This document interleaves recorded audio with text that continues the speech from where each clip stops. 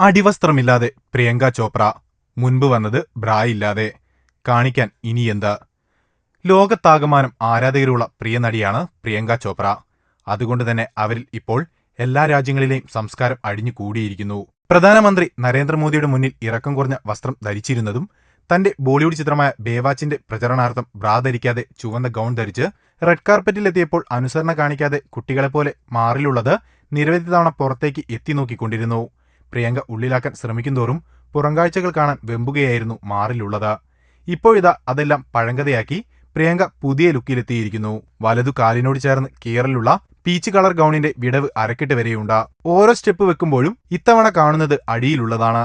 ചിലർ കണ്ണുകളെ വഴിമാറ്റി വിടുമ്പോൾ മറ്റു ചിലർ കണ്ണുകൾക്ക് ആനന്ദം പകരാൻ ആ ഭാഗത്തേക്ക് നോട്ടം കടുപ്പിക്കുകയായിരുന്നത്രേ. എന്തായാലും പ്രിയങ്ക അപ്പറും അണ്ടറും കണ്ടു. ഇതിൽ കവിഞ്ഞെന്തുണ്ട് കയ്യിൽ ഇനി കാണിക്കാൻ?